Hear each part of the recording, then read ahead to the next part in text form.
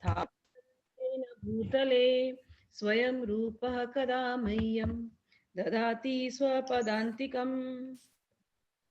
वन्देऽहं श्रीगुरो श्रीयुतपदकमलं श्रीगुरून् वैष्णवांश्च श्रीरूपं साग्रजातं सहगणरघुनाथान्वितं तं साजीवं साद्वैतं सावधूतं परिजनसहितं कृष्णचैतन्यदेवं श्रीराधाकृष्णपादान् सहगणललिता श्रीविशाखावान्वितंश्च।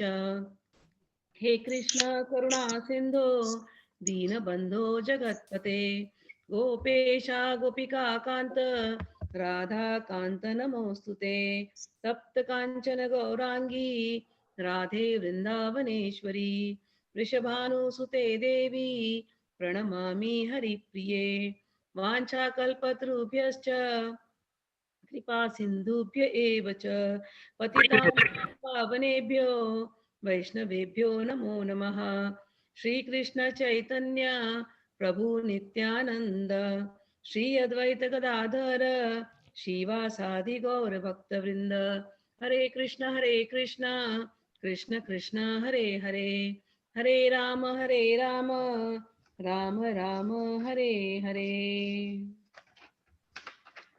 सिंकू पढ़ पाओगी तुम आज? हाँ जी पढ़ती हूँ। ठीक है, तो लास्ट टाइम हमने छोड़ा था, तुमको मैं बताती कहाँ छोड़ा था। आज हम लोग ईश्वर जीव प्रकृति उस पर चर्चा करने वाले हैं। तो यहाँ से पढ़ना, भौतिक प्रकृति क्या है, पेज नंबर 8 है मेरे बुक में। Didi, are we reading ISKCON? हाँ, यस right? Yes yes. तो उसमें कौन सा पेज है? उसमें इंट्रोडक्शन, अगर इंग्लिश पढ़ रही है तो इंट्रोडक्शन में है, हिंदी पढ़ रही है तो इंट्रोडक्शन 22 है, 22 भूमिका में। अच्छा, हर एक की बुक थोड़ी अलग है क्योंकि एडिशंस अलग है, बट ये जो न्यू लेटेस्ट एडिशन है ना ये वाली, ओके, तो उसमें पेज नंबर 8, सॉरी उसमें पेज नंबर 8 पर आएगी। भौतिक प्रकृति क्या है, इंट्रोडक्शन। ओके, 22 पीडीएफ में हिंदी वाले में। ठीक है जी मैं पढ़ना शुरू करूं? हाँ शुरू करो। भौतिक प्रकृति क्या है? भौतिक प्रकृति क्या है? गीता में इसकी भी व्याख्या अपरा प्रकृति के रूप में हुई है। जीव को परा प्रकृति, उत्कृष्ट प्रकृति कहा गया है। प्रकृति चाहे परा परा सदैव नियंत्रण में रहती है। प्रकृति स्त्री स्वरूपा है और वह भगवान द्वारा उसी प्रकार नियंत्रित होती है जिस प्रकार पत्नी अपने पति द्वारा। प्रकृति सदैव अधीन रहती है, उस पर भगवान का प्रभुत्व रहता है क्योंकि भगवान ही नियंत्रक है। जीव तथा भौतिक प्रकृति दोनों ही परमेश्वर द्वारा अधिशासित एवं नियंत्रित होते हैं। गीता के अनुसार यद्यपि सारे जीव परमेश्वर के अंश हैं, लेकिन वे प्रकृति ही माने जाते हैं। इसका स्पष्ट उल्लेख भगवत गीता के 7वें अध्याय में हुआ है। अपरेयमितस्त्वन्यां प्रकृतिं विधि मे परां जीवभूता महाबाहो ययेदं धार्यते जगत। यह भौतिक प्रकृति मेरी अपरा प्रकृति है, लेकिन इससे भी परे दूसरी प्रकृति है। जीवभूताम अर्थात जीव है। भौतिक प्रकृति 3 गुणों से निर्मित है, सतोगुण, रजोगुण तथा तमोगुण। इन गुणों के ऊपर नित्य काल है और इन प्रकृति के गुणों तथा नित्य काल के नियंत्रण व संयोग से अनेक कार्यकलाप होते हैं जो कर्म कहलाते हैं। ये कार्यकलाप अनादि काल से चले आ रहे हैं और हम सभी अपने कार्यकलाप के फलस्वरूप सुख या दुख भोग रहे हैं। उदाहरणार्थ, मान ले कि मैं व्यापारी हूँ और मैंने बुद्धि के बल पर कठोर श्रम किया है और बहुत संपत्ति संचित कर ली है, तब मैं संपत्ति के सुख का भोगता हूँ। किंतु यदि मान ले कि व्यापार में हानि से मेरा सब धन जाता रहा, तो मैं दुख का भोगता हो जाता हूँ। इसी प्रकार जीवन के प्रत्येक क्षेत्र में हम अपने कर्म के फल का सुख भोगते हैं या उसका कष्ट उठाते हैं। यह कर्म कहलाता है। ईश्वर, जीव, प्रकृति, काल तथा कर्म, इन सब की व्याख्या भगवत गीता में हुई है। इन पांचों में से ईश्वर, प्रकृति तथा काल शाश्वत है। प्रकृति की अभिव्यक्ति अस्थायी हो सकती है, परंतु यह मिथ्या नहीं है। कोई दार्शनिक कहते हैं कि प्रकृति की अभिव्यक्ति मिथ्या है, लेकिन भगवत गीता या वैष्णवों के दर्शन के अनुसार ऐसा नहीं है। जगत की अभिव्यक्ति को मिथ्या नहीं माना जाता, इसे वास्तविक किंतु अस्थायी माना जाता है। यह उस बादल के सदृश है जो आकाश में घूमता रहता है, या वर्षा ऋतु के आगमन के समान है जो अन्न का पोषण करती है। जो ही वर्षा ऋतु समाप्त होती है और बादल चले जाते हैं, त्यों ही वर्षा द्वारा पोषित सारी फसल सूख जाती है। इसी प्रकार यह भौतिक अभिव्यक्ति एक निश्चित अंतराल में होती है, कुछ काल तक ठहरती है और फिर लुप्त हो जाती है। प्रकृति इस रूप में कार्यशील है, लेकिन यह चक्र निरंतर चलता रहता है, इसलिए प्रकृति शाश्वत है, मिथ्या नहीं है। भगवान इसे मेरी प्रकृति कहते हैं। यह भौतिक प्रकृति अपरा प्रकृति परमेश्वर की भिन्न शक्ति है। इसी प्रकार जीव भी परमेश्वर की शक्ति है, किंतु वे विलग नहीं, अपितु भगवान से नित्य संबंध है। इस तरह भगवान, जीव, प्रकृति तथा काल ये सब परस्पर संबंधित है और सभी शाश्वत है। लेकिन दूसरी वस्तु कर्म शाश्वत नहीं है। हाँ, कर्म के प्रभाव अत्यंत पुरातन हो सकते हैं। हम अनादि काल से अपने शुभ अशुभ कर्म फलों को भोग रहे हैं, किंतु साथ ही हम अपने कर्मों के फल को बदल भी सकते हैं, और यह परिवर्तन हमारे ज्ञान की पूर्णता पर निर्भर करता है। हम विविध प्रकार के कर्मों में व्यस्त रहते हैं। निसंदेह हम यह नहीं जानते कि किस प्रकार के कर्म करने से हम कर्म फल से राहत प्राप्त कर सकते हैं, लेकिन भगवत गीता में इसका भी वर्णन हुआ है। ईश्वर अर्थात परम ईश्वर की स्थिति परम चेतना स्वरूप है। जीव भी ईश्वर के अंश होने के कारण चेतन है।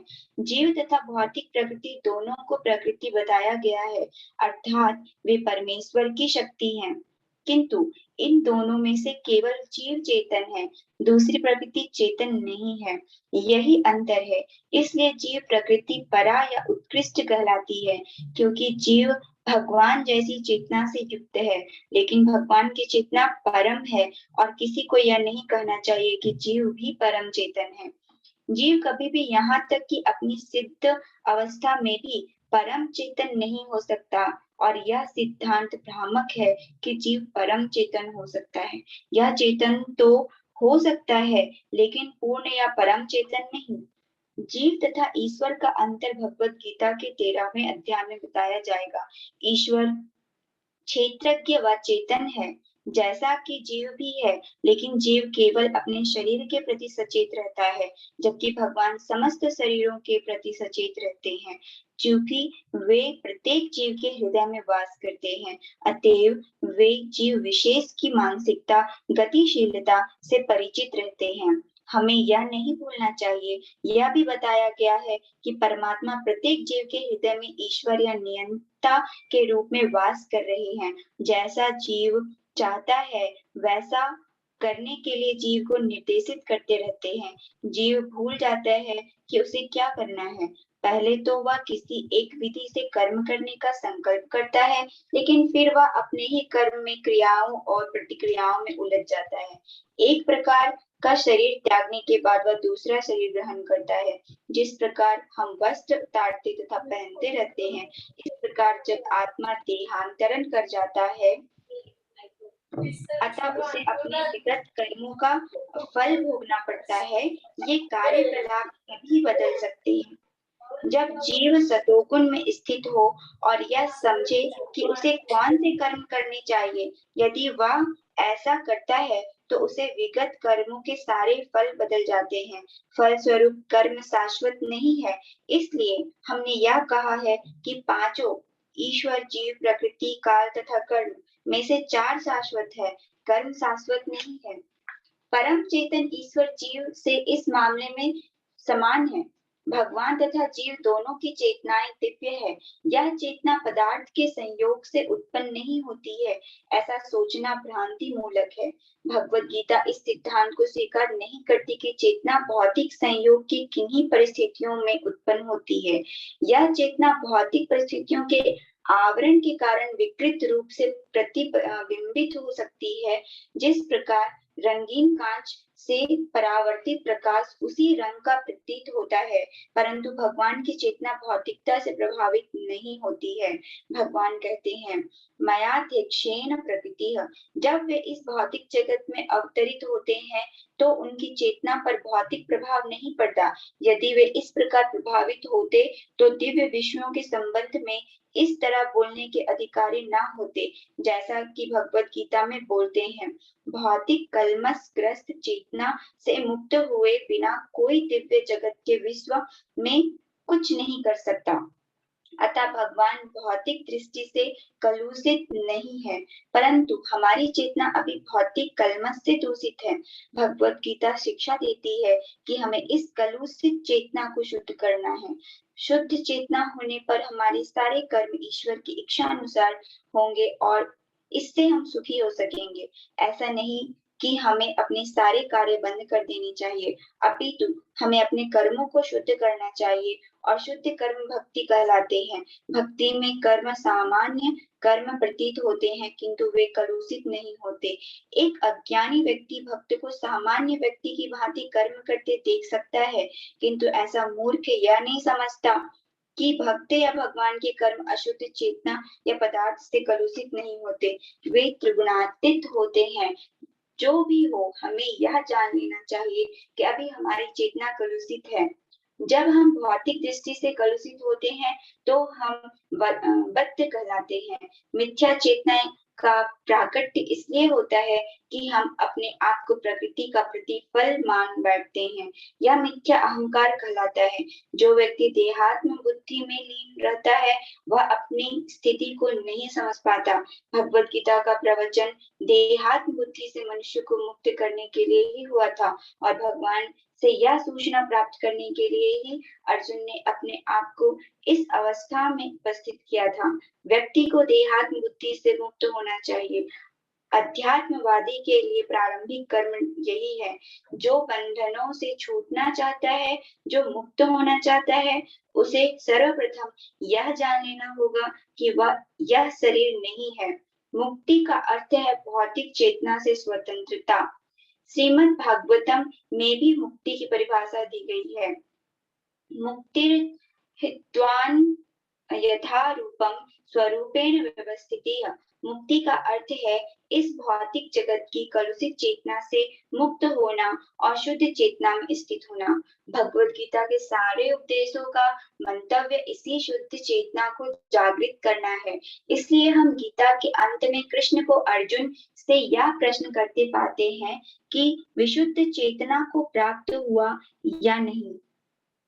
शुद्ध चेतना का अर्थ है भगवान के आदेशानुसार कर्म करना। शुद्ध चेतना का यही सार है। भगवान का अंश होने के कारण हम में चेतना पहले से ही रहती है, लेकिन हम में निकृष्ट गुणों द्वारा प्रभावित होने की प्रवृत्ति पाई जाती है, किंतु भगवान परमेश्वर होने के कारण कभी प्रभावित नहीं होते। परमेश्वर तथा शूद्र जीवों में यही अंतर है। यह चेतना क्या है? यह चेतना है मैं हूँ। तो फिर मैं हूँ क्या है? कलुषित चेतना में मैं हूँ का अर्थ है। यही रोकते हैं, ये चेतना को आगे पढ़ेंगे, यहीं पर रोकते हैं। चलिए, अब हम लोग इसमें 5 बातें कही गई हैं। पिछली बार हमने चर्चा की थी भगवान के साथ हम किस प्रकार से रिश्ता बना सकते हैं।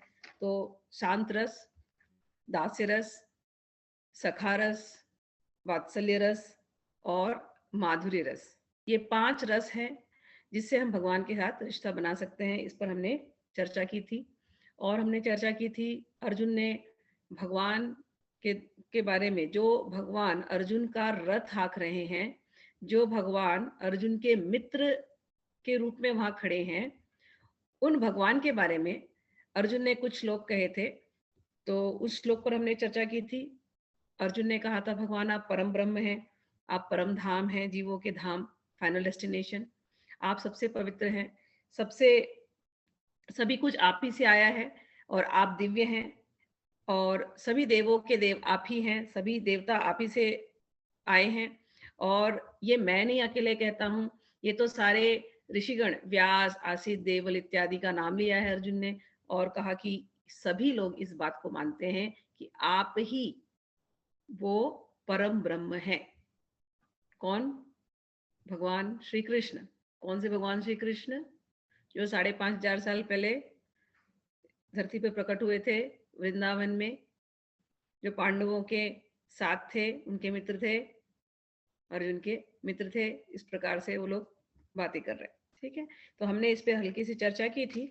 उसके बाद अब आगे की टॉपिक्स थोड़ी गूढ़ हुई हैं, ये इंट्रोडक्शन ही है, क्योंकि आगे चल करके ये जितनी भी टॉपिक्स अभी हम लोग थोड़ा थोड़ा इस पे चर्चा कर रहे हैं, इसको और डिटेल में हम लोग समझेंगे as we go into the chapters.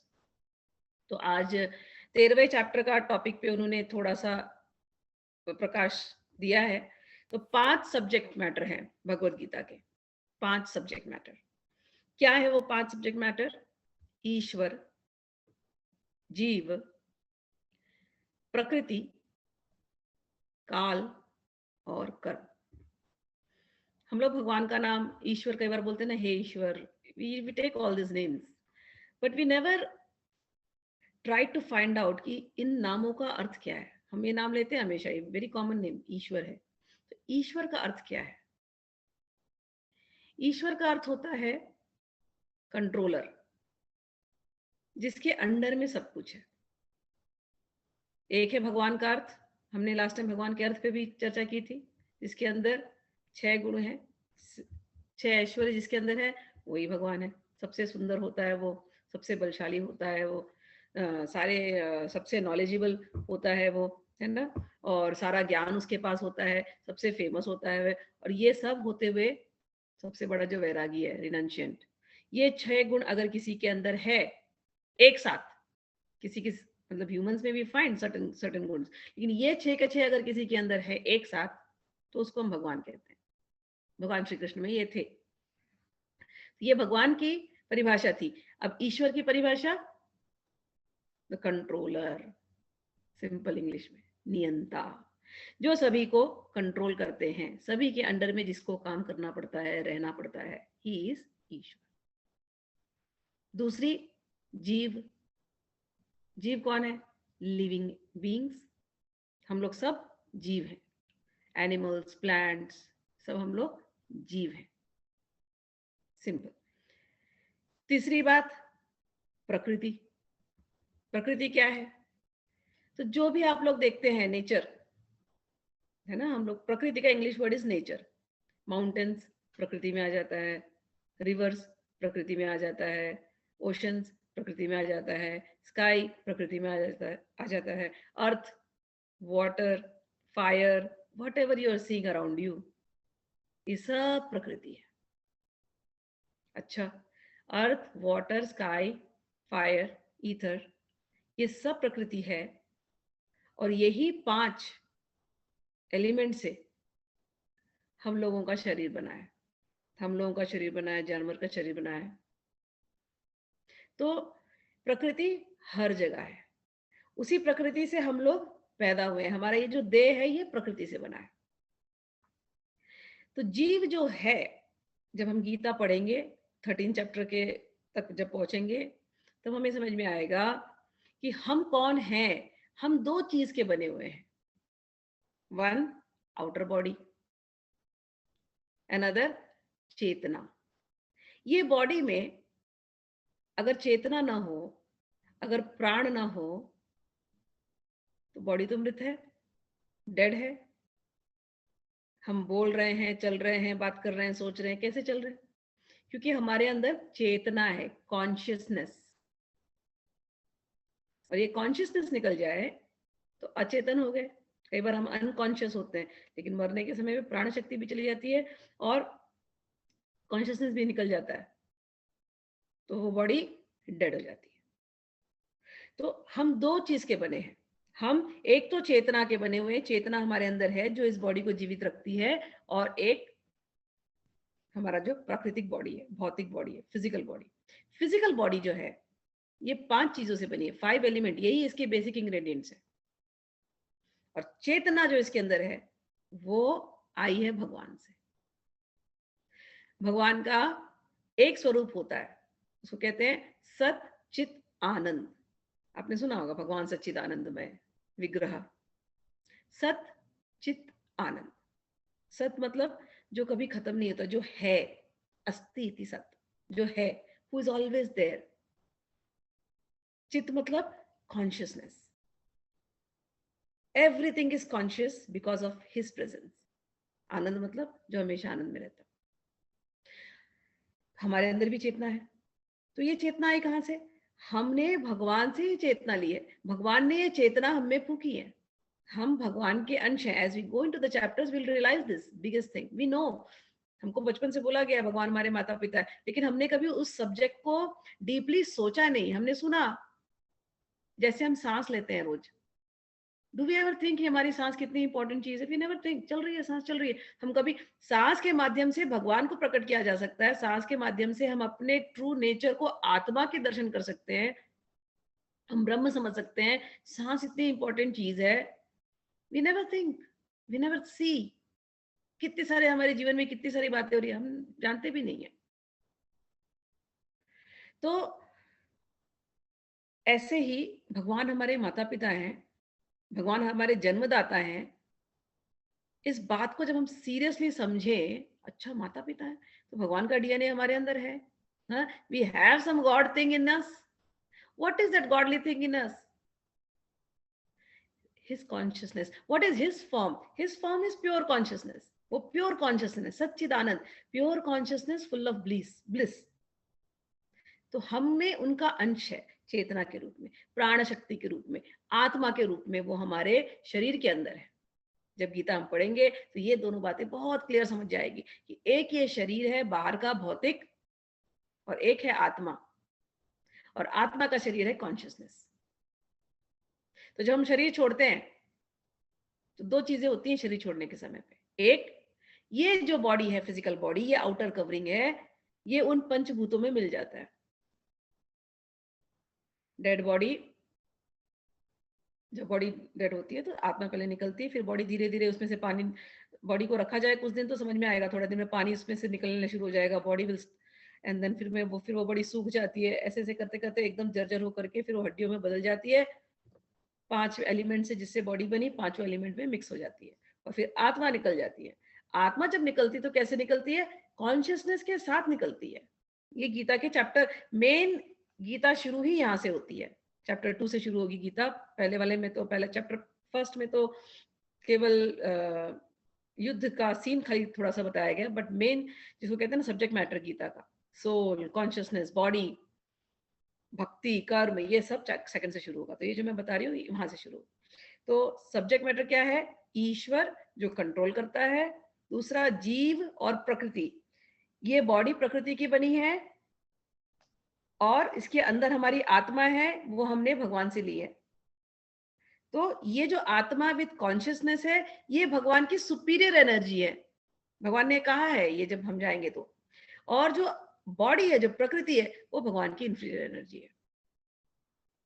अच्छा, प्रकृति सब जगह है, हर जगह, लिविंग एंटिटी में भी है, नॉन लिविंग एंटिटी में भी है। हमें दोनों का मिश्रण है, और हम लोग वेरी वेल डेवलप्ड हैं ह्यूमन बॉडी में। तो ये आप लोगों को समझ गया, ईश्वर, प्रकृति और जीव। अच्छा, प्रकृति के 3 गुण होते हैं।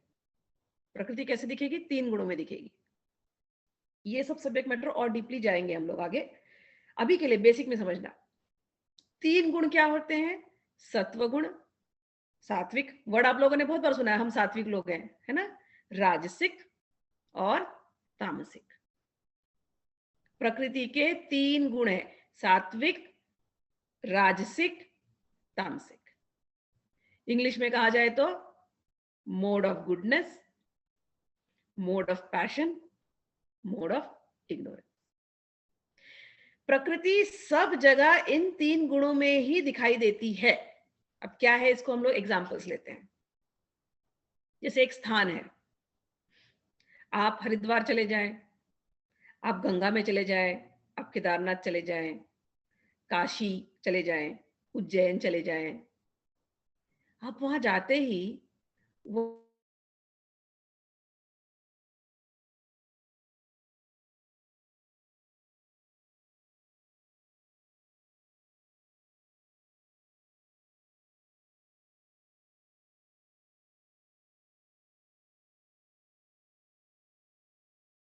नेचर ही बहुत सात्विक हो गया है, क्योंकि वहां पर बहुत सात्विक लोग हैं। स्मिता जी हाँ, स्मिता जी काशी उज्जैन जाते ही एक सेकेंड, किंजल को सुनाई नहीं दे रहा है। Hope Kinjal is able to hear now. Okay Smita ji Kashi में, वो हाँ हाँ बता रही काशी और उज्जैन से जाते ही बस वहां से मिस हुआ। हाँ शुरू करते हैं। तो काश मैं कह रही थी कि सात्विक जगह क्या है, जैसे हम लोग एनालाइज कर रहे हैं सात्विक, राजसिक और तामसिक, इस जगह को हम एनालाइज कर रहे हैं। ये हर एक चीज में है ये। तो मैंने जगह का एग्जांपल लिया, प्लेस का एग्जांपल लिया। तो प्लेस में आप गए तो मैंने कहा काशी चले जाएं, वृंदावन चले जाएं, ऋषिकेश चले जाएं, हरिद्वार चले जाएं, और ऊपर बद्रीनाथ चले जाएं, और ऊपर केदारनाथ चले जाएं, गंगोत्री, यमुनोत्री, और ऊपर ऊपर चले जाएं। आप देखेंगे कि उन जगहों पर जाते ही नेचुरल आपकी स्पिरिचुअल जो नेचर है वो आपका बढ़ता जाएगा। देवभूमि कहा जाता है ना उत्तराखंड को, उस जगह को। तो क्यों? वो जगह ही सात्विक है। वहां जाते ही आपके अंदर सतोगुण आने लगेंगे, आपका मन अच्छी अच्छी बातें सीखने को करेगा, भगवान की बातें सीखने को करेगा, साधुओं के दर्शन होंगे, उनको देख करके आप और प्रेरित होंगे। तो वो जगह क्या हो गई? सात्विक।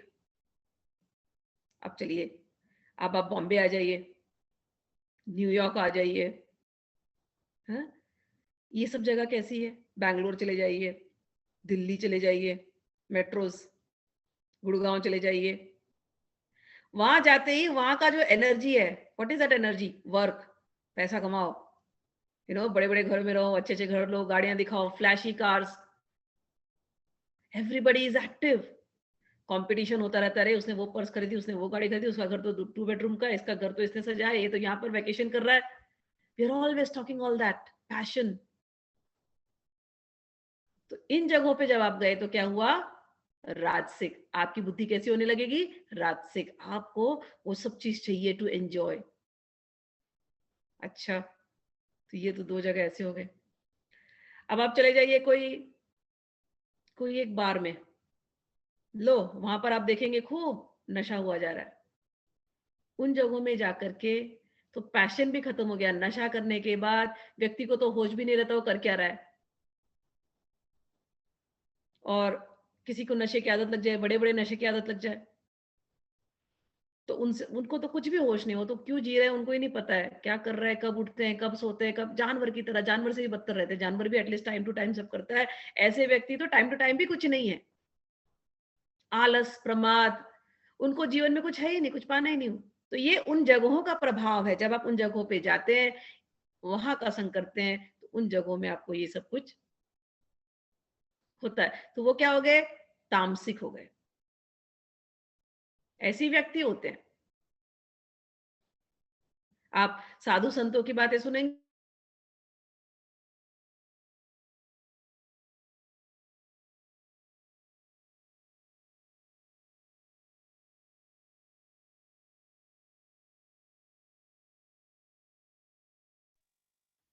ये तो आवाज चली गई है। जो है आपकी, उसकी पूर्ति कैसे की साधु जाए? संतों की बातें सुनेंगे स्मिता जी। साधु संतों की बातें जब हम सुनते हैं तो वो सात्विक होते हैं। और यही जब आप समझो, आप कोई टेड टॉक्स में जाते हैं, वहां पर बड़े बड़े बिजनेसमैन आते हैं, बड़े बड़े सक्सेसफुल लोग आते हैं जो मटेरियलिस्टिकली बहुत सक्सेसफुल रहे हैं, और वो जब अपनी बातें शेयर करते हैं आपसे, आप इंस्पायर होते हैं वो करने के लिए। तो जहां मटेरियलिस्टिक डिजायर पूरी करने की बात आती है, वहां पर आपके रजोगुण बढ़ते हैं। तो ऐसे व्यक्ति रजोगुण ही होते हैं, इनमें रजोगुण ज्यादा है। और तामसिक लोग, उनको तो जीवन में कुछ करना ही नहीं होता है, they are very depressed soul. बहुत नेगेटिविटी होती है उनके जीवन में। उनके पास आप बैठ जाओ, आप खुद भी थके हारे से हो जाओगे कि क्या किसके पास बैठ गए। सेम है विथ फूड। कुछ फूड खाने से हमारा मन शांत होता है, हमारा पेट शांत होता है। आप फ्रूट्स खा लीजिए, दूध पी लीजिए, मिठाइयाँ खा लीजिए, they will never upset you much, they will make you feel nicer. Fresh fruit, fresh salads, greens, और यहीं आप, इसको हम क्या कहते हैं, सात्विक फूड कहते हैं। और वहीं आप खूब तला हुआ कचौड़ी, पकोड़े, भेल, चाट खाओ, तो वो क्या करेगा, बॉडी को, मतलब आपके डाइजेस्टिव सिस्टम को तो खराब करता ही है, जो एसिडिटी, जो जलन, जो, और वो 2-3 दिन चलेगी आपकी। वो क्या फूड है, राजसिक फूड है। तामसिक, all sorts of intoxication is तामसिक फूड, मीट इज तामसिक फूड। ये सब जो मैं बता रही हूँ, ये गीता के आगे के चैप्टर्स में, when we go towards the end 16, 17, उन चैप्टर्स में ये बातें आएंगी। तो हम क्या चर्चा कर रहे थे, हम चर्चा कर रहे थे कि प्रकृति अपने आप को 3 तरीके से, 3 गुणों में दिखाती है, 3 गुणों में हर जगह है, हर व्यक्ति के अंदर है, हर समय है। बुक्स ले लीजिए, भगवान की बुक्स पढ़ते हैं, भगवत गीता पढ़ रहे हैं, सात्विक। कोई रोमांटिक नॉवल पढ़ लीजिए, राजसिक। कोई उससे भी डर्टी नॉवल पढ़ लीजिए, तामसिक। सेम वे, अभी हम ये समय हम लोग बैठ करके क्या कर रहे हैं, भगवत चर्चा कर रहे हैं। तो हमारा समय हम कैसे बिता रहे हैं, सात्विक समय बिता रहे हैं। जब आप अपने अपने काम पे लग जाएंगे, कुछ लोग इंडिया वाले सोने चले जाएंगे, तो सोने को हम तामसिक एक्टिविटी बोलते हैं। नन ऑफ दिस ऐसे बैड नहीं समझना, ओके। डलनेस, उसको भी तामसिक कहा जाता है। तमस माने अंधकार, तो या इग्नोरेंस, ये दोनों वर्ड का मीनिंग ही तमस है। तो जब आप लोग सोने चले जाते हैं, जब हम सो रहे हैं, तब हम तामसिक होते हैं। और जब यहाँ यूएस वाले, वो अपने काम पे लग जाएंगे, नौकरी पे लग जाएंगे, तो वो लोग क्या कर रहे हैं, राजसिक एक्टिविटी कर रहे हैं, ऐसे एक्टिविटीज को। अच्छा, ये एक्टिविटीज सबके अंदर अलग अलग डिग्रीज में होती है। अब ये कथा सुनने के बाद या गीता पढ़ने के बाद, अब जब सोने वाले सोने चले गए और उन्होंने समझो सोने के पहले मेडिटेट किया या कृष्ण कीर्तन सुनते सुनते कान में लगाया और थोड़ी देर कृष्ण कीर्तन सुना और कृष्ण कीर्तन सुनते सुनते सो गए, तो भले ही वो तामसिक एक्टिविटी कर रहे हैं सोने की, लेकिन उनकी जो चेतना अंदर में ना, कई बार वो उठेंगे ना, ऐसे नींद में कभी हम उठते हैं बाथरूम वगैरह जाने के लिए, तो आपको लगेगा कि अंदर में आपका कीर्तन चालू ही है। तो बाहर से आपकी तामसिक एक्टिविटी है, बॉडी सो रही है, लेकिन अंदर में चेतना जो है वो भगवान का नाम गुणगान कर रही है, कीर्तन कर रही है, या कभी कोई मंत्र जाप चालू होता है, तो वो सात्विक एक्टिविटी हो रही है। सेम वे, जो बिजनेस कर रहे हैं, जो नौकरी पर हैं, इस समय नौकरी पर जाएंगे, लेकिन कभी कान में उन्होंने कीर्तन लगाते हुए अपना काम कर रहे हैं मस्त, तो कान उस समय सात्विक एक्टिविटी कर रहा है, भले वो राजसिक काम में है। So all of us have this qualities. हमारे अंदर ही सात्विक गुण है, हमारे अंदर ही राजसिक गुण है, हमारे अंदर ही तामसिक गुण है, क्योंकि हम प्रकृति के बने हैं और ये प्रकृति हमारी चेतना को अफेक्ट करती है। तो हमारी सात्विक चेतना होती है, हमारी राजसिक चेतना होती है, हमारी तामसिक चेतना होती है। समझ में आया? तो ये छोटी सी मैंने एक्सप्लेनेशन दी है, बट इस पर हम लोग और डीप में चर्चा करेंगे as we go into the chapters. तो आप लोग अभी के लिए समझ गए, ईश्वर कंट्रोलर, जीव इज मिक्स ऑफ प्रकृति एंड ईश्वर। ईश्वर से हमारी कॉन्शियसनेस आती है, प्रकृति उसके ऊपर रंग चढ़ाती है, सात्विक, राजसिक, तामसिक। हमारे हर एक्टिविटी, हमारा हर बात सात्विक, राजसिक, तामसिक होता है। ठीक, तो ये आप लोगों को समझ गया। और क्या नेक्स्ट वर्ड था, काल, समय। समय सब लोग जानते हैं, ये काल चलता ही रहता निरंतर, और काल के अंदर ही जीव आते रहते हैं। ईश्वर हमेशा रहेंगे, प्रकृति हमेशा ही है, बिना प्रकृति कुछ नहीं होगा। हम पैदा हुए नहीं हुए उससे फर्क नहीं पड़ता, प्रकृति रहने वाली है। पंचभूत जो है वो रहने वाले ही हैं। तो ये ईश्वर परमानेंट है, प्रकृति परमानेंट है, हम जीव आत्मा रूप में भी हम परमानेंट ही हैं, आत्मा रूप में। और टाइम ये भी ऑलवेज रहने वाला है। हाँ, हम लोग एक एक टाइम में आते हैं, अलग अलग रूप बदल करके आते हैं, अलग अलग बॉडी बदल के आते हैं। प्रकृति हमको अलग अलग बॉडी देती है, जैसे हमने चेतना डेवलप की है उसके हिसाब से हमको बॉडी मिलती है। बड़े बड़े भाग्य से ह्यूमन बॉडी मिली है, बड़े भाग्य से ये समय दिया भगवान ने जहां हमको इंटरेस्ट आ रहा है इन बातों में। So we are very lucky. बड़े भाग्य से ये मिलता है, तो उसको हम सही तरीके से लगाएं। तो हम आने वाले हैं, अलग अलग जन्मों में आने वाले हैं, अलग अलग समय में हम आने वाले हैं। समय भी रहेगी, प्रकृति भी रहेगी, प्रकृति हमको अलग अलग बॉडी देगी। उन समय में उस बॉडी में हम जो कुछ भी एक्शन करते हैं, उस बॉडी को मेंटेन करने के लिए और उस बॉडी से जो रिलेशंस बनाए गए हैं उनको मेंटेन करने के लिए जो हम करते हैं, उनको हम कहते हैं कर्म, एक्टिविटीज। उस कर्म का रिजल्टेंट रिएक्शंस होता है, उसी से हम सुख भोगते हैं, उसी से हम दुख भोगते हैं। अच्छे कर्म करेंगे यानी अच्छे बीज बोना, तो अच्छे उसका फल हमको सुख मिलता है। बुरे कर्म करते हैं तो बुरा फल मिलता है। ये आप लोगों को पता ही है, हम लोग बचपन से जानते हैं। करेले का बीज बोएंगे, करेला ही खाएंगे। सेब का बीज बोएंगे, सेब ही खाएंगे। ऐसे ही अच्छे कर्म करेंगे। अच्छा, तो ये सुख दुख का साइकिल ये चलता ही रहता है, इसको हम कहते हैं कर्म। चार चीज तो हमेशा रहने वाली है, ये कर्म जो है, लेकिन इसको हम बदल सकते हैं। कर्म बदलता रहता है। तो ईश्वर रहने वाले हैं, प्रकृति रहने वाली है, जीव हम आने वाले ही हैं, समय रहने वाला ही है। फर्क इतना है, हम शरीर बदलेंगे, शरीर बदलने के हिसाब से हमारा कर्म अलग होगा। मनुष्य जीवन में हमको अच्छा कर्म बुरा कर्म करने का दोनों फ्री विल है। जानवर के जीवन में जो प्रकृति हमसे करा रही है, we can't do, I mean we have to just do, we are helpless, we have to do as per our प्रकृति, एज पर आवर स्वभाव, एज पर आवर नेचर। अगर हमको खूंखार जानवर अगर हम बन गए, वो हमारी प्रकृति बन जाएगी खूंखार, तो हमको खूंखार काम करना ही पड़ेगा। अगर हम गाय बन गए तो हम गाय जैसे रहेंगे। प्रकृति, एक ह्यूमन लाइफ ऐसी है जहां हमको थोड़ी फ्रीडम है, यही फर्क है। और क्या है इसके आगे, इस पूरे साइकिल से कैसे छुटकारा मिलना है, ये भी जब हम कर्म के चैप्टर पढ़ेंगे तो भगवान कृष्ण बड़े क्लियरली समझाते हैं उसको। तो हम समझ गए कि ईश्वर क्या है, प्रकृति के तीन गुण, ये आप भूलना नहीं है, सात्विक राजसिक तामसिक, इस पर ही पूरा चैप्टर बहुत सारे चलेंगे। तो सात्विक राजसिक तामसिक, and start applying it in your life, start seeing, okay.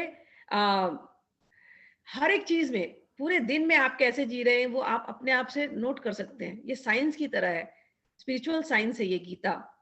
It is not ऐसी कुछ भी बातें नहीं हो रही है यहाँ पर, लिटरली साइंस है। एंड साइंस की जैसा आप हर एक चीज को एनालाइज कर सकते हैं, इतने सुंदर तरीके से भगवान ने एक्सप्लेन करी है। ओके, तो प्रकृति के तीन गुण, सात्विक राजसिक तामसिक, इंग्लिश में कहते हैं mode of goodness, mode of ignorance, mode of passion, mode of ignorance. ठीक, अच्छा, जीव आपको समझ गया। जीव is combination of two things, one is God superior energy, आत्मा, कॉन्शियसनेस, एंड सेकेंड प्रकृति। ये समझ गया। समय आपको समझ गया, काल में हम हमेशा ही रहते हैं, काल इज ऑलवेज परमानेंट। ठीक है, कर्म आप लोगों को समझ गया। अच्छा, कर्म में एक बात और आई, जब हम पढ़ रहे थे तो बात ये आई, हमारे यहाँ एक्सप्लेन करते हैं, ये भी मैं आपको एक्सप्लेन कर देती हूँ कि हम जीव हैं, हम कर्म करते जा रहे हैं, हम उसमें फंसे हुए हैं, अच्छे कर्म बुरे कर्म। हमें कई बार ये भी नहीं समझता कि अच्छा कर्म क्या है, बुरा कर्म क्या है, हमें मालूम ही नहीं है। और हर कर्म को हमको भोगना पड़ता है। हमारे यहाँ एक्सप्लेन करते हैं इसको, एक पुराणों में देखो, उपनिषद में देखो, तो एक्सप्लेनेशन दिया है कि एक ट्री है, उस ट्री पर दो बर्ड्स हैं। एक बर्ड है जो दूसरे बर्ड को देखता है केवल,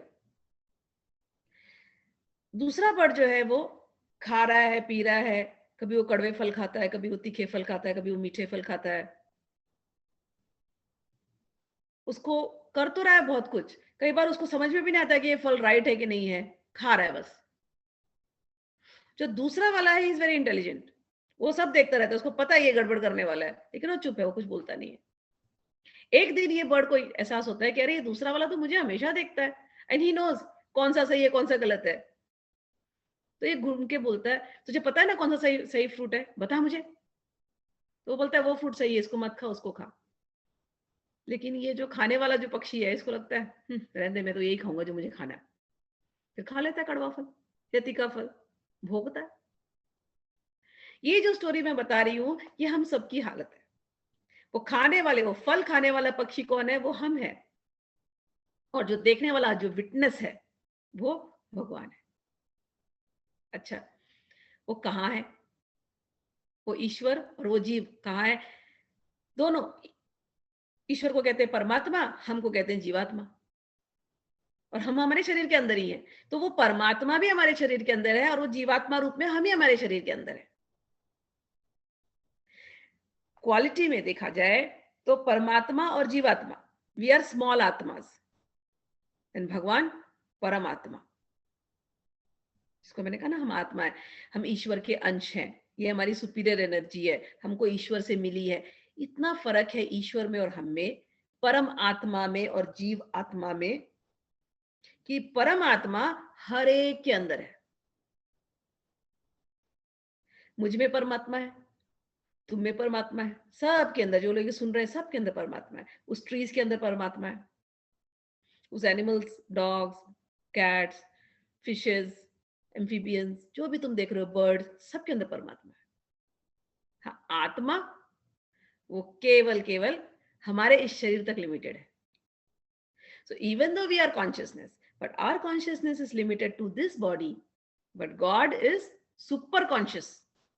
He is super consciousness. He is in everybody. अच्छा, तो मेरे शरीर के अंदर मेरी आत्मा है और भगवान की आत्मा है। भगवान के प्रेजेंस के बिना मेरा प्रेजेंस हो ही नहीं सकता। तो जब मैं कोई कार्य कर रही हूं तो there is a thing called inner voice, सबके अंदर है वो। हम क्या करते हैं, कभी कभी तो उस इनर वॉइस को सुनते हैं। वो inner voice can be against the societal rules, ये भी है। इनर वॉइस कई बार अगेंस्ट द सोसाइटल रूल्स होती है, बट अगर हम उस इनर वॉइस को सुन करके कार्य करते हैं तो कभी भी हमको अपने आप को जस्टिफाई नहीं करना पड़ता है। We are always very happy because we heard the inner voice, it comes from your heart. वो जो इनर वॉइस है ना, वो दूसरा पक्षी है, वो विटनेस है, वो परमात्मा की आवाज है। कई बार कंफ्यूजन होता है, हमें लगता है कि अपनी ईगो को ही हम इनर वॉइस समझते हैं, कई बार ऐसा भी होता है। बट वही प्यूरिफिकेशन करना, उस कॉन्शियसनेस को प्यूरिफाई करना, वही पर्पज है गीता का, वही पर्पज है मेडिटेशन का, वही पर्पज है साधना का, where you slowly slowly slowly you purify to that level that you clearly are able to hear God's instruction. अभी वो हालत नहीं है, अभी वो कॉन्शियसनेस डेवलप नहीं हुई है, तो इसलिए हमको एक्सटर्नल सहारा लेना पड़ता है। हम भूल गए, we have come way too far from our real person who we are. We are very pure beings, actually we are very pure beings. बार बार मैं आपको ये याद दिलाती हूँ, तुम भगवान के हो, भगवान के अंश हो। अगर भगवान प्योर है तो तुम कितने प्योर हो। हाँ, ये प्रकृति के चक्कर में, ये प्रकृति से इतना ज्यादा जुड़ गए कि तुम इम्प्योर हो गए हो, या उस कॉन्शियसनेस तुम्हारी थोड़ी सी इम्प्योर हो चुकी है, बहुत ज्यादा राजसिक हो गई है कॉन्शियसनेस, बहुत ज्यादा तामसिक हो गई है consciousness. All you have to do is make that consciousness सात्विक। बहुत रैट रेस में घुसे हुए हैं, बहुत कंपटीशन में घुसे हुए हैं, और अपने कॉन्शियसनेस को हम सात्विकता को छोड़ दिए हैं। तो हमको क्या करना है, धीरे धीरे सात्विक होते जाना है, सात्विक होते जाना है। तो मोर सात्विक आप हो जाओगे, उतना ही आप भगवान के नजदीक आते जाओगे। वो जो अंदर बैठा है उसके साथ आपका पूरा कनेक्शन हो जाएगा। फिर यही पर्पस है साधना का, यही पर्पस है मेडिटेशन का। समझ में आया? तो अभी हम लोग संसार में हैं, बहुत ज्यादा लिप्त हैं, तो हमारी राजसिक और तामसिक कॉन्शियसनेस है, हमें सात्विक कॉन्शियसनेस होना है। सात्विक कॉन्शियस होकर के हम भगवान के साथ टच में आ जाएंगे। भगवान कहीं दूर नहीं है, कोई मूर्ति में नहीं बैठे हैं, भगवान हृदय के अंदर में बैठे हैं, हृदय से हमेशा हमको गाइड करते हैं। लेकिन हम वो उस पक्षी के जैसे हैं, हमको सुनना ही नहीं है भगवान की बात। हमको भगवान ने क्या बोला हमको देखना ही नहीं है, हम तो अपनी मर्जी से चल रहे हैं। तो भगवान बोलते हैं कोई बात नहीं, चलो अपनी मर्जी से। लेकिन जिस दिन प्रश्न उठने लगता है मन के अंदर, you want to know more, you want to understand yourself, you want to know the goal of your life, you want to know कि रोज सुबह से लेकर रात तक ये रूटीन जिंदगी ऐसे ही जीना है, is this what it is?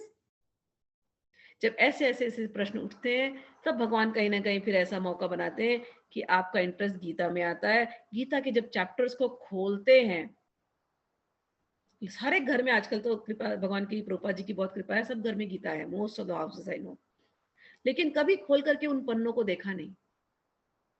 हम औरों को सुनते हैं, सब जगह जाते हैं, लेकिन गीता खोल के नहीं देखते। गीता में सब कुछ दिया है।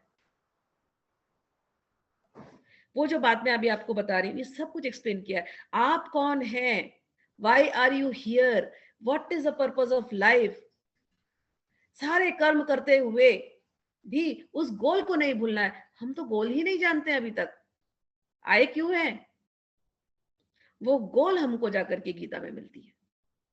ठीक है, तो ये सार में सार प्रकृति आप समझ गए, और आप भगवान के अंश हैं ये आप समझ गए।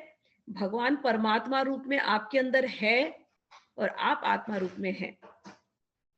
वो टू बर्ड्स की कहानी आप याद रखना, ये कहानी हम बार बार रिपीट करेंगे, आएगी आगे चल करके। दो बर्ड्स हैं, एक बर्ड हम हैं, एक बर्ड परमात्मा है। हम फल खा रहे हैं, कड़वे तीखे मीठे फल हम खा रहे हैं। हाँ, लेकिन जिस दिन हम भगवान की तरफ मुड़ेंगे और जिस दिन भगवान से गाइडेंस मांगेंगे, तो भगवान हमको सही गाइडेंस देंगे।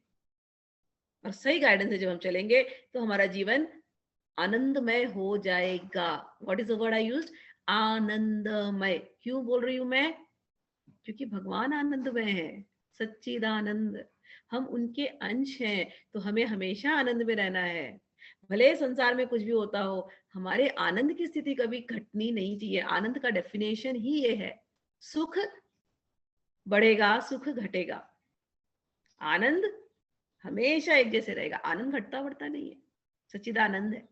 तो संसार में कुछ भी होता होगा, लेकिन हृदय के अंदर का जो आनंद है, जो ब्लिस है, वो कभी घटेगा नहीं। वो तभी होगा जब हम भगवान के साथ अपना संबंध जोड़ेंगे।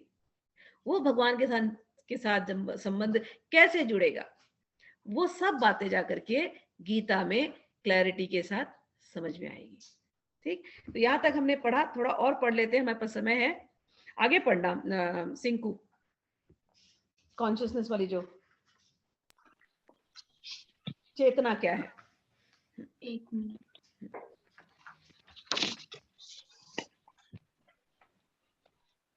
यह चेतना क्या है? यह चेतना है मैं हूँ। तो फिर मैं हूँ क्या है? कलुषित चेतना में मैं हूँ का अर्थ है कि मैं सर्वे सर्वा हूँ, मैं ही भोगता हूँ। यह संसार चलायमान है, क्योंकि प्रत्येक जीव यही सोचता है कि वही इस भौतिक जगत का स्वामी तथा सृष्टा है। भौतिक चेतना के दो मनोमय विभाग है, एक के अनुसार मैं ही सृष्टा हूँ और दूसरे के अनुसार मैं ही भोगता हूँ। लेकिन वास्तव में परमेश्वर सृष्टा तथा भोक्ता दोनों है, और परमेश्वर का अंश होने के कारण जीव ना तो सृष्टा है ना ही भोक्ता, यह मात्र सहयोगी है। वह सृजित तथा भुक्त है। उदाहरणार्थ, मशीन का कोई एक पुर्जा संपूर्ण मशीन के साथ सहयोग करता है। इसी प्रकार शरीर का कोई एक अंग पूरे शरीर के साथ सहयोग करता है। हाथ, पांव, आंखें आदि शरीर के अंग हैं, लेकिन ये वास्तविक भोक्ता नहीं है। भोक्ता तो उदर है। पांव चलते हैं, हाथ भोजन देते हैं, दांत चबाते हैं और शरीर के सारे अंग उदर को तुष्ट करने में लगे रहते हैं। क्योंकि उदर ही प्रधान कारक है, तो जो शरीर रूपी संगठन का पोषण करता है, अतएव सारी वस्तुएं उदर को दी जाती है। जिस प्रकार जड़ को सींच कर वृक्ष का पोषण किया जाता है, उसी तरह उदर का भरण करके शरीर का पोषण किया जाता है। क्योंकि यदि शरीर को स्वस्थ रखना है, तो शरीर के सारे अंगों को उदर पूर्ति में सहयोग देना होगा। इसी प्रकार परमेश्वर ही भोक्ता तथा सृष्टा है, और हम उनके अधीनस्थ जीवात्माएं उन्हें प्रसन्न रखने के निमित्त सहयोग करने के लिए हैं। इस सहयोग से हमें लाभ पहुंचता है। ठीक वैसे ही जैसे उदर द्वारा गृहीत भोजन से शरीर के सारे अंगों को लाभ पहुंचता है। यदि हाथ की अंगुलियां यह सोचे कि वे उदर को भोजन न देकर स्वयं ग्रहण कर ले, तो उन्हें निराश होना पड़ेगा। सृजन तथा भोग के केंद्र बिंदु परमेश्वर हैं, और सारे जीव उनके सहयोगी हैं। सहयोग के द्वारा वे भोग करते हैं। यह संबंध स्वामी तथा दास जैसा है। यदि स्वामी पूर्णतया तुष्ट रहता है, तो दास भी तुष्ट रहता है। इसी प्रकार परमेश्वर को तुष्ट रखना चाहिए। यद्यपि जीवों में भी सृष्टा बनने तथा भौतिक जगत का भोग करने की प्रवृत्ति होती है, क्योंकि इस दृश्य जगत के सृष्टा परमेश्वर में ये प्रवृत्तियां हैं। अतएव भगवत गीता में हम पाएंगे कि परम पूर्ण में परम नियंता नियंत्रित जीव, दृश्य जगत, शाश्वत काल तथा कर्म सन्निहित है और इन सब की व्याख्या इसके मूल पाठ में की गई है। ये सब मिलकर परम पूर्ण का निर्माण करते हैं और यही परम पूर्ण परम सत्य कहलाता है। यही परम पूर्ण तथा परम सत्य पूर्ण पुरुषोत्तम भगवान श्री कृष्ण है। सारी अभिव्यक्तियां उनके विभिन्न सत्यों के फलस्वरूप है, वे ही परम पूर्ण है।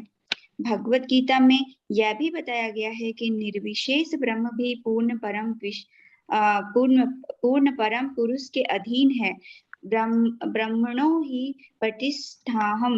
ब्रह्म सूत्र में ब्रह्म की विशद व्याख्या सूर्य की किरणों के रूप में की गई है। निर्विशेष ब्रह्म भगवान का प्रथामय किरण समूह है। निर्विशेष ब्रह्म पूर्ण ब्रह्म की अपूर्ण अनुभूति है और इसी तरह परमात्मा की धारणा भी है। 15वें अध्याय में यह देखेंगे कि भगवान पुरुषोत्तम इन दोनों निर्विशेष ब्रह्म तथा परमात्मा की आंशिक अनुभूति से बढ़कर है। भगवान को सच्चिदानंद विग्रह कहा जाता है। ब्रह्म संहिता का शुभारंभ इस प्रकार से होता है। ईश्वर परमा कृष्ण सच्चिदानंद विग्रह अनादिरादि गोविंद सर्व कारण कारणम। गोविंद या कृष्ण सभी कारणों के कारण हैं। वे ही आदि कारण हैं और सत्य चित्त तथा आनंद के रूप हैं। निर्विशेष ब्रह्म उनके सत्य शाश्वत स्वरूप की अनुभूति है। परमात्मा सत्य चित्त शाश्वत ज्ञान की अनुभूति है, परंतु भगवान कृष्ण समस्त दिव्य स्वरूपों की अनुभूति है, सत्य चित्त आनंद के पूर्ण विग्रह में है। अल्प ज्ञानी लोग परम सत्य को निर्विशेष मानते हैं, लेकिन वे हैं दिव्य पुरुष और इसकी पुष्टि समस्त वैदिक ग्रंथों में हुई है। नित्यो नित्यानम चैतन्यश्चित्तानाम। जिस प्रकार हम सभी जीव हैं और हम सबकी अपनी अपनी व्यष्टि सत्ता है, उसी प्रकार परम सत्य भी अंततः एक व्यक्ति है और भगवान की अनुभूति उनके पूर्ण स्वरूप में समस्त दिव्य लक्षणों की ही अनुभूति है। यह पूर्णता रूप विहीन निराकार नहीं है। यदि वह निराकार है या किसी अन्य वस्तु से घटकर है तो वह सर्वथा पूर्ण नहीं हो सकता। जो सर्वथा पूर्ण है उसे हमारे लिए अनुभव गम्य तथा अनुभवातीत हर वस्तुओं से युक्त होना चाहिए, अन्यथा वह पूर्ण नहीं हो सकता। पूर्ण यही है करना, ठीक है ना। चलिए, अभी हम लोगों ने इतनी चर्चा की, हम भगवान के अंश हैं, भगवान हमारे कंट्रोलर हैं। तो ये चीज अगर हमने जान ली तो भगवान क्या चाहते हैं, यदि हम उस प्रकार से जीवन जिएंगे तो हमारा जीवन कैसे हो जाएगा, आनंदमय हो जाएगा। तो ये जो 5 चीजें आपने सुनी, क्या क्या, ईश्वर, जीव, प्रकृति, काल और कर्म, ये सब कुछ जो है ये आता कहाँ से है, ये भगवान से ही क्रिएटेड है, ठीक है ना। तो एवरीथिंग इज इन देयर। अच्छा, अभी यहाँ पर एक उन्होंने श्लोक लिया है, ब्रह्मणो ही प्रतिष्ठानम, कुछ वर्ड्स यूज किए हैं और उन्होंने एक चीज कहा है, ईश्वर परमः कृष्ण सच्चिदानंद विग्रह। हमने क्या कहा, ईश्वर, भगवान क्या है, ईश्वर। ईश्वर का डेफिनेशन क्या दिया, ईश्वर परमः कृष्ण। ईश्वर कौन है, परम ईश्वर कौन है, वो कृष्ण है। अच्छा, और कैसे हैं वो कृष्ण, कैसे हैं, सच्चिद आनंद विग्रह। उनका विग्रह, उनका फॉर्म कृष्ण का कैसा है, सच्चिद आनंद। और क्या कहते हैं, अनादिरादिर गोविंद, अनादिकाल से हैं, from whenever time was, beginning से अनादिरादिर, he is the first foremost.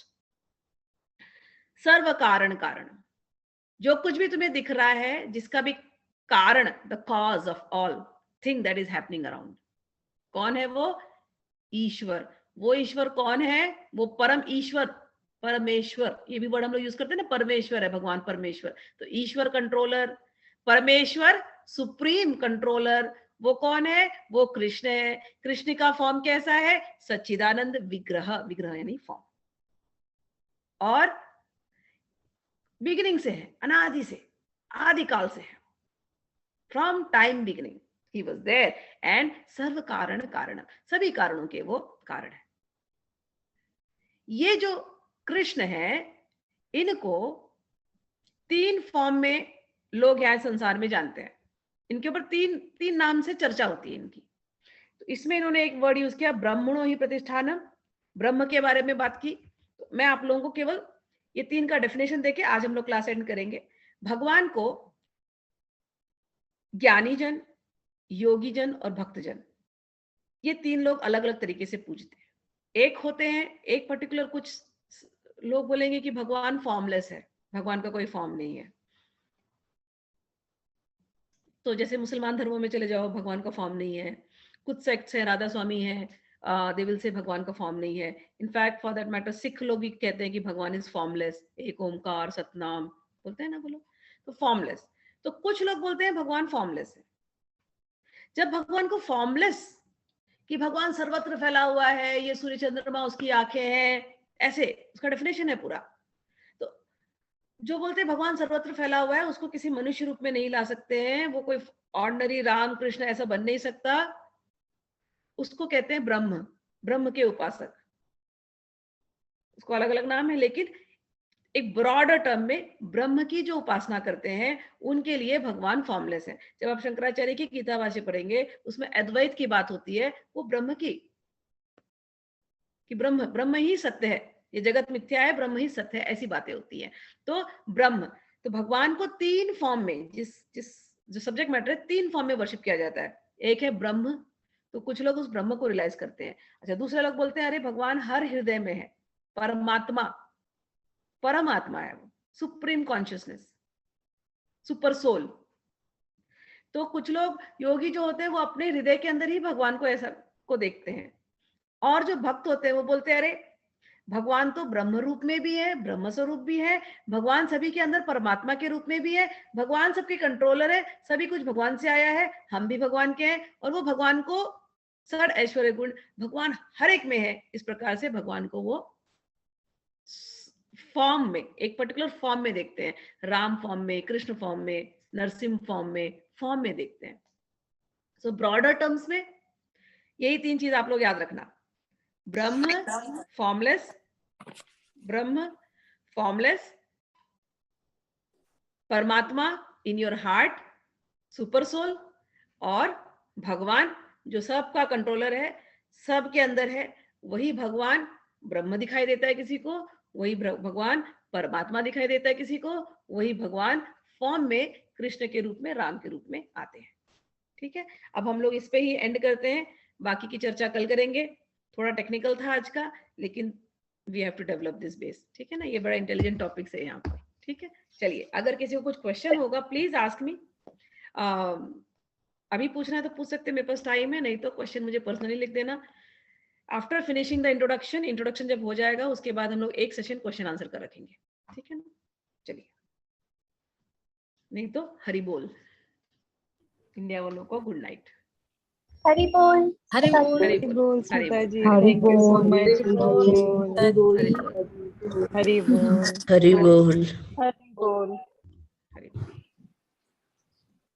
Hari बोल स्मिता जी। हरि बोल, हरि बोल।